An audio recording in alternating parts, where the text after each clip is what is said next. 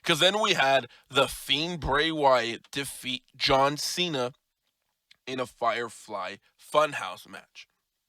So this is going to be a deep dive that hopefully helps you understand this match just a bit more.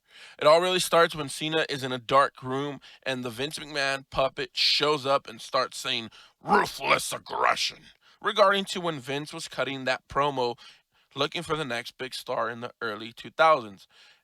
Insert we see John Cena in his old prototype ring gear when he debuted against Kurt Angle, but it shows Bray Wyatt portraying Kurt Angle, and you have Cena do the same thing. Comes out, you know, Bray Wyatt cuts the same promo that Kurt Angle did, and John Cena says, he says the same thing, ruthless aggression, but if you know that moment, that's when Cena he straight up hit strike. He straight up hit. Yeah, he strike that or threw the punch. My bad. Threw the punch straight up at Kurt, and Kurt got hit, and that's what led into that match. But in this one, Bray Wyatt moves when it happened, which Bray says that this is a failure, and it's true. Because even John Cena has said that his debut, even though it was memorable, it led to failure because he almost got fired. The next scene is a throwback to Saturday night's main event.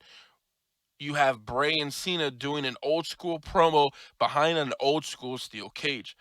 Cena is just pumping away with some weights. This indicates another chance. That after the prototype stuff, that John Cena was given another chance. His arms stopped working. He was just pumping. He's like, I can't feel my arms, and he was just like, I can't do anything with my arms, which means that he can't that at that moment he couldn't just rely on his looks to take him far in the company. Now this is out of left field though, on my part. But this is an old promo reference to Hogan versus King Kong Bundy in a steel cage match that Hogan won. Though many say that this was when Hogan buried Bundy in that match. The rumors are Bundy was supposed to win, but Hogan didn't allow it. Now, I may be wrong, but let's keep going and see how this all fits in. After then, it shows Cena walking back down the ring as the doctor of thugonomics. This shows how when John gained popularity, popularity and rose to the top, but due to his lyrics that he used, he buried a lot of people and rubbed people the wrong way with this gimmick. Then Cena spits rhymes that are written, and it shows how bad it would have been if his rhymes were written by creative or by someone else.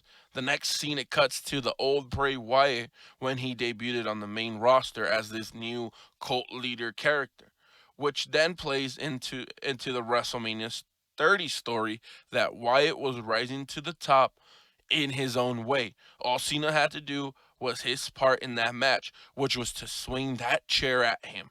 But Cena chose not to because he thought that Bray wasn't ready, though the fans wanted Bray Wyatt. And Cena, of course, did not want to turn heel. It goes back to Cena and Bray in the ring that now Cena swung the chair, but it's too late and Bray Wyatt fades away. Then it shows the WCW Monday Night Nitro NWO style that Cena's it shows that style and Cena's coming down and he's like Hollywood Hulk Hogan. He's got the shirt, the hat, the World Heavyweight Championship with the NWO. Cena comes out while Bray Wyatt is portraying Eric Bischoff announces Cena, like how when Eric Bischoff announced Hulk Hogan in the NWO. This signals the heel turn that never was for Cena because Cena was afraid to make the jump and disappoint all of those who were already believing in him and were loving the way that he was.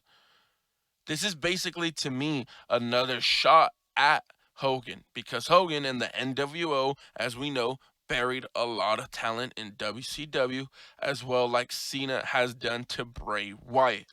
Cena then snaps, attacks Bray, and throws punches at him. Then it shows him, I mean, he's throwing punches, and at first we kind of see Bray, but then we kind of don't see what's going on, and then it's Huskus the pig.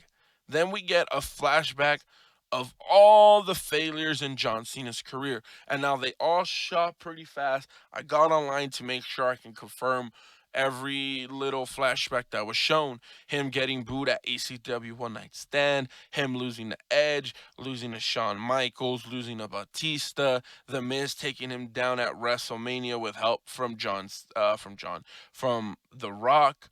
Him losing to CM Punk at Money in the Bank, losing to The Rock in the Once in a Lifetime, losing to Brock Lesnar, Randy Orton unifying the WWE Champion in the World Heavyweight Championship instead of John Cena, his armband of Never Give Up being left in the ring after losing to AJ Styles at SummerSlam, losing to Roman Reigns, and losing to The Undertaker at WrestleMania 34. Cena played it safe throughout his career. Once he made it to the top, and it cost him everything in the end. The Fiend then shows up and takes out Cena. Cena then vanishes after the match. This showed to me the passing of the torch finally. Bray Wyatt is a full timer and Cena isn't.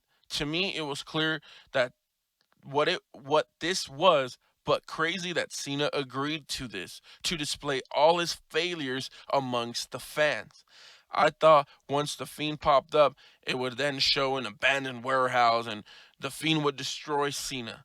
But all of this that hit Cena basically destroyed him, which led into the Fiend winning easily. Some loved it, some hated it. Watch it again, and if you heard me talk about it and enjoy it for what it was a masterpiece.